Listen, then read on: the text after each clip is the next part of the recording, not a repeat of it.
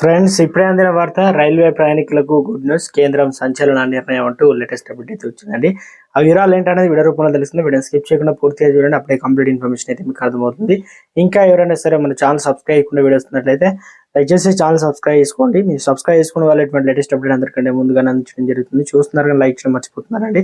దయచేసి లైక్ చేయండి. మీరు లైక్ చేయడం వల్ల ఇన్ఫర్మేషన్ మరింత మందికి సమాచారం చేరుతుంది. ఇక లేట్ చేయకుండా వీడియోలోకి అయితే వెళ్ళిపోదామండి.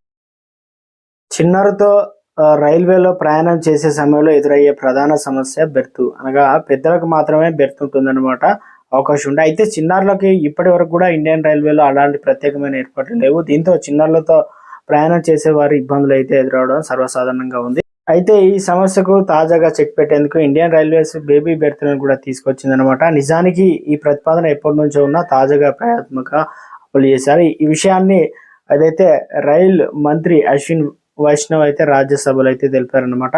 ఇక ముఖ్యంగా రైలు కోచుల్లో బేబీ బెర్త్లను అమర్చే ఆలోచనలో కూడా ఉందని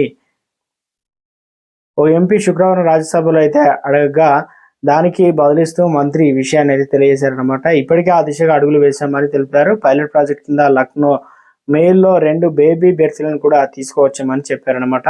మెయిల్లోని ఒక బోగిని 2 లోయర్ బెర్త్లకు బేబీ బెర్త్లను అమర్చామని తెలిపారు. దీనికి ప్రయాణికులు సైతం హర్షం వ్యక్తం చేశారని మంత్రి ఈ సందర్భంగా చెప్పుకొచ్చారనమాట. ముఖ్యంగా అయితే ఈ బెర్తుల ఏర్పాటు వల్ల సీట్ల వద్ద సామాన్లు ఏర్పాటు చేసుకునే స్థలం కూడా తగ్గిపోయిందని, అలాగే సీట్ల మధ్య దూరం తగ్గిందని తెలిపారట. సో మొత్తానికి ప్రయాణికుల కోచుల్లో మార్పులు అయితే చేయడం నిరంతరంగా ఉంటుందని మొత్తం మీద అయితే గుడ్ న్యూస్ అయితే అందించారు. పైలట్ ప్రాజెక్ట్ కింద ఒక ట్రైన్ లో ఈ రకం చేసి మిగతా వాటిలో అమలు చేయనున్నారట. మొత్తం మీద అయితే గుడ్ న్యూస్ అయితే అందించారు.